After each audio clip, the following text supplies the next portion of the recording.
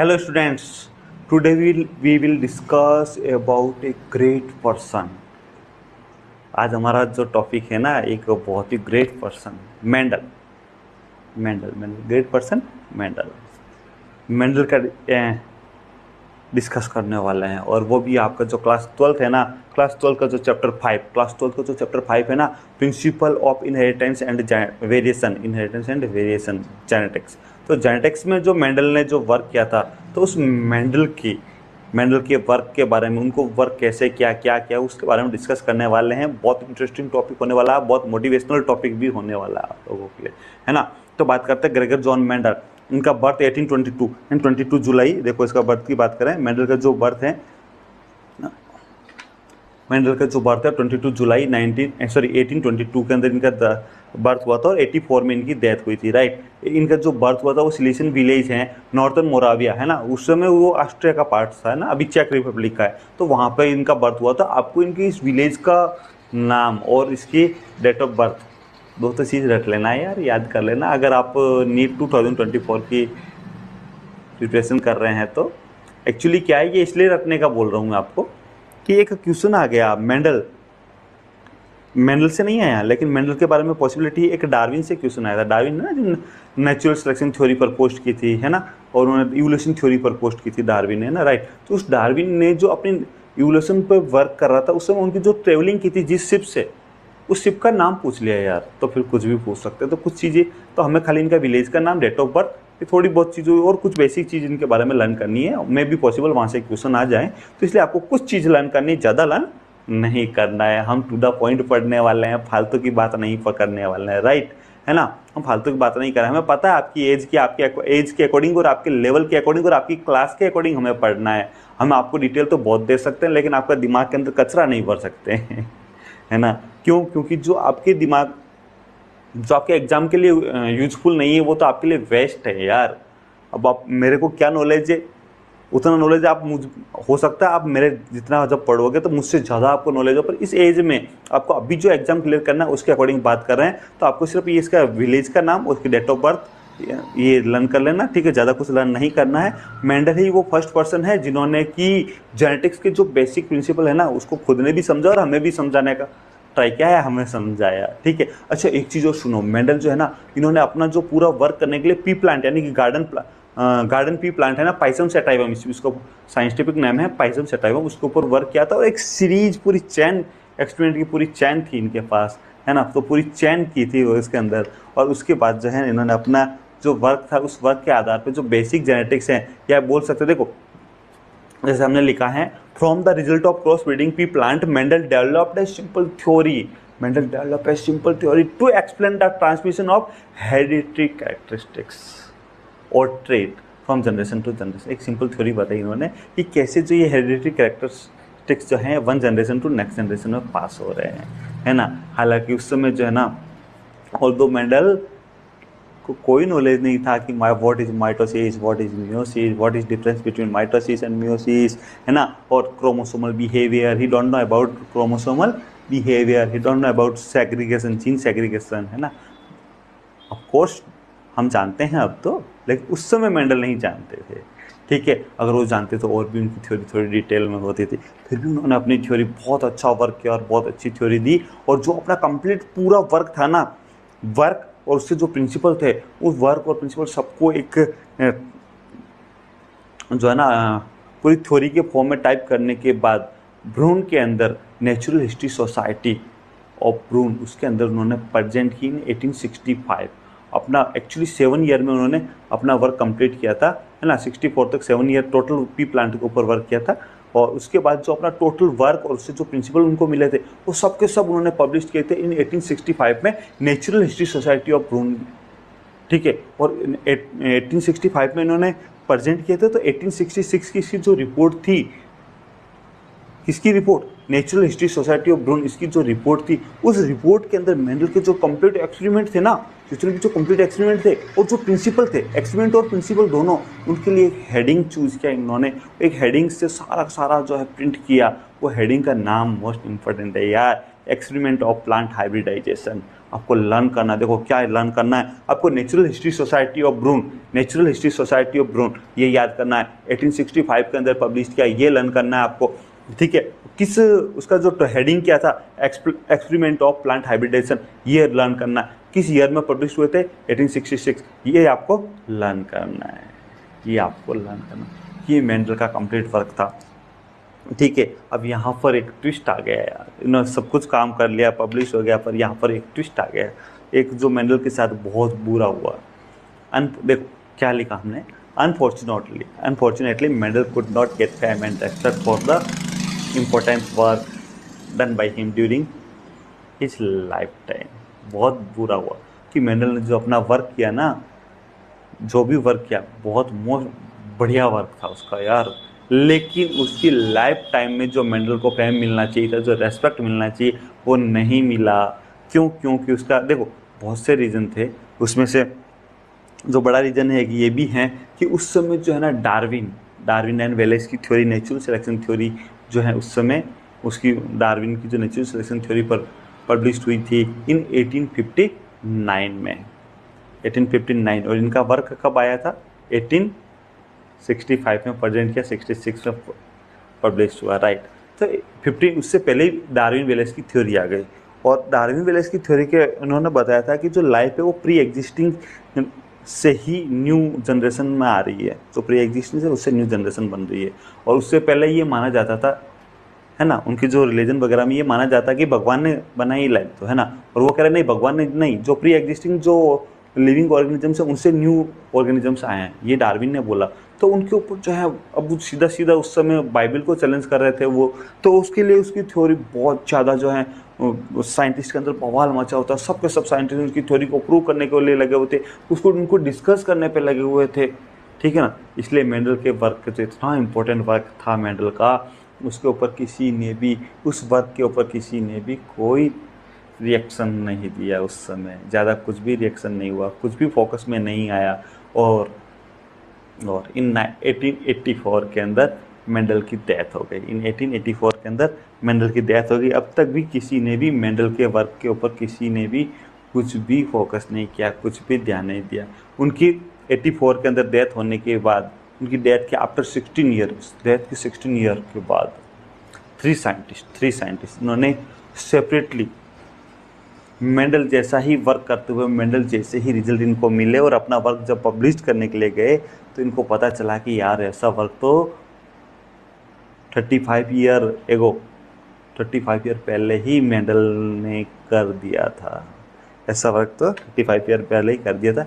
ये 3 साइंटिस्ट जो थे ना, इनका नाम था Hugo de Vries, Carl Correns and Erich von शेरमॉक।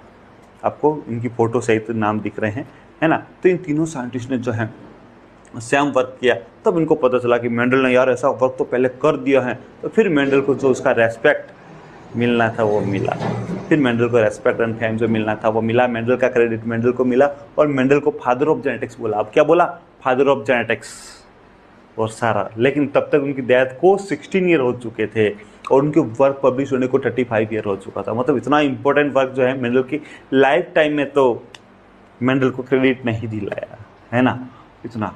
फिर भी आज हम मेंडल को फादर ऑफ जेनेटिक्स बोलते हैं, राइट।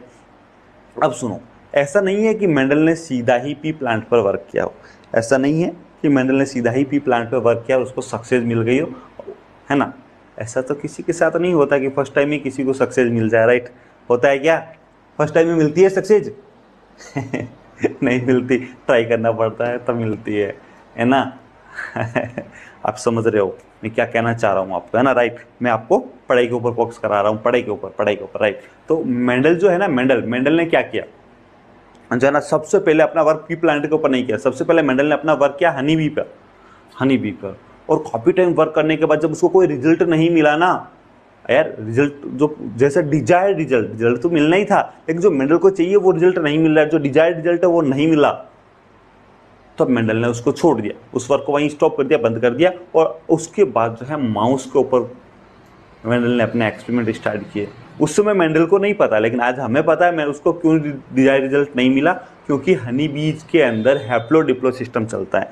हैप्लोडिप्लो सिस्टम, है ना, हैप्लो मीन, अरे यार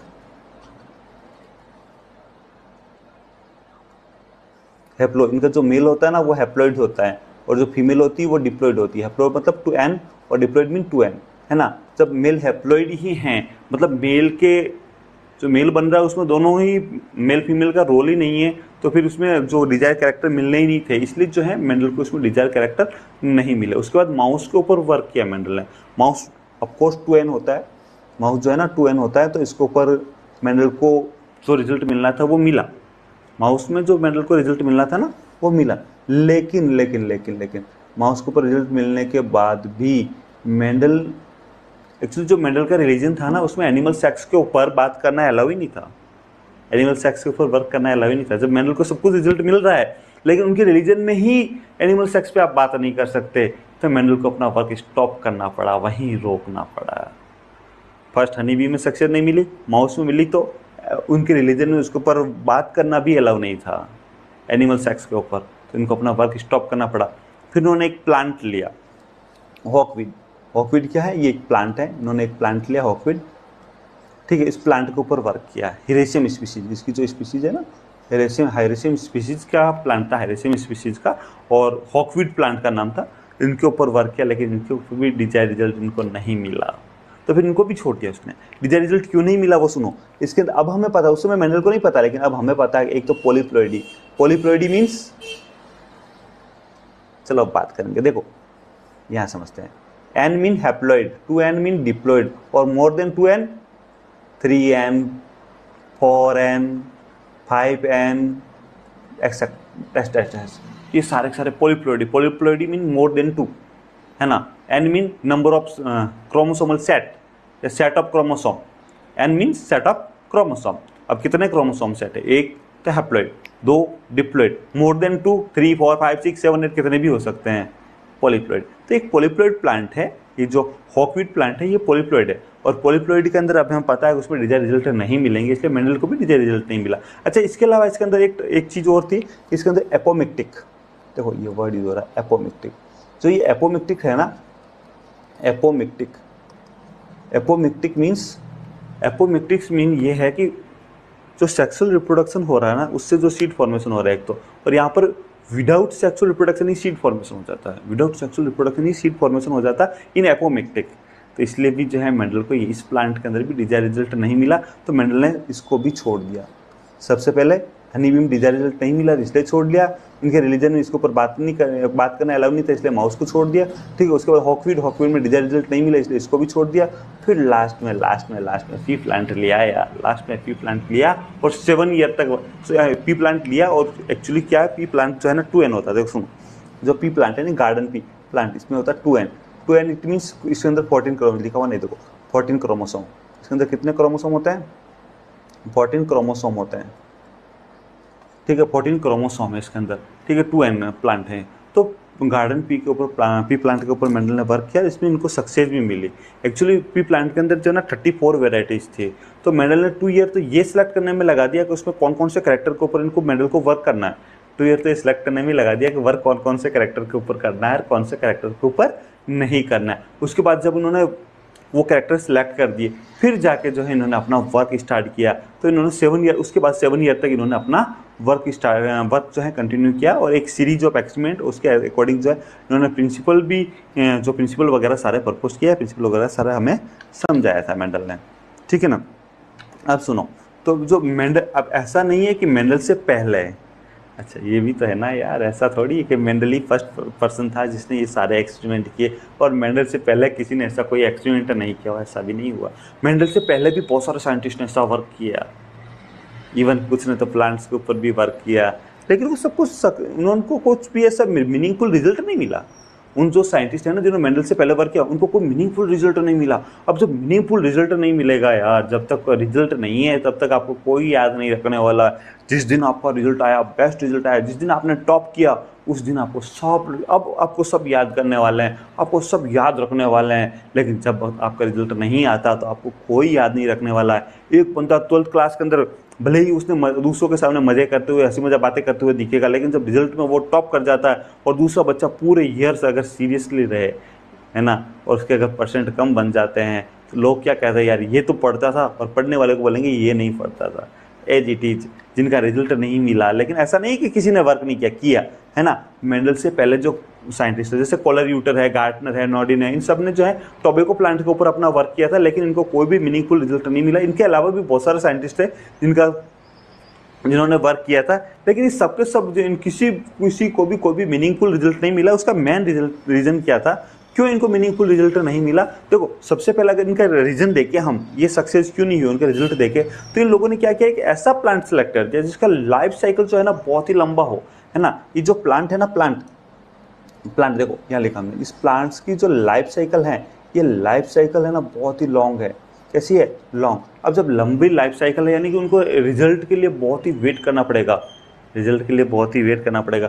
आज आपने प्लांट से जो है एक्सपेरिमेंट किया, अब रिजल्ट आपको 4, 5, 6 ईयर बाद मिल रहा है, और तो वेट ज़्यादा, तो आपका एक्सपेरिमेंट की स्पीड जो है, आपका जो रिजल्ट आने की स्पीड बहुत स्लो हो जाएगी, इसलिए भी इनको सक्सेस नहीं मिली। अच्छा, इसके अलावा एक चीज़ और थी, इनको सक्सेस क्यों नहीं मिली? बहुत से रीज़न है, उसमें से कुछ रीज़न हम डिस्कस कर रहे हैं कि इनको सक्सेस नहीं मिली, तो क्यों नहीं मिली, कुछ रीज़न हम डिस्कस करने वाले हैं। देखो, इन लोगों ने क्या किया कि जो स्टडी कर रहे थे ना, इन्होंने देखो मेंडल ने क्या किया, वन टाइम पे वन ट्रेट की ही स्टडी की थी, है ना, वन, और डाई हाइब्रिड में 2, यानी 1 या फ्यू कैरेक्टर ट्रेट्स की स्टडी की। इन्होंने क्या किया था, जो स्टडी की थी ना, एक साथ में बहुत सारे ट्रेट्स की स्टडी कर दी, मैनी ट्रेट्स की एक साथ स्टडी कर दी। तो बहुत ज़्यादा ट्रेट्स की स्टडी करेंगे ना, तो जो रिजल्ट आएगा ना, उसको खुद ही कंफ्यूज हो जाएगा, या कॉम्प्लिकेटेड रिजल्ट आएगा, इतना कॉम्प्लिकेटेड आएगा हर किसी को समझ में नहीं आएगा। तो इनका रिजल्ट जो है ना वो बहुत ही कॉम्प्लिकेटेड हो गया, एक साथ बहुत सारे ट्रेड की स्टडी कर दी, तो इनका जो रिजल्ट है वो बहुत ही कॉम्प्लिकेटेड हो गया।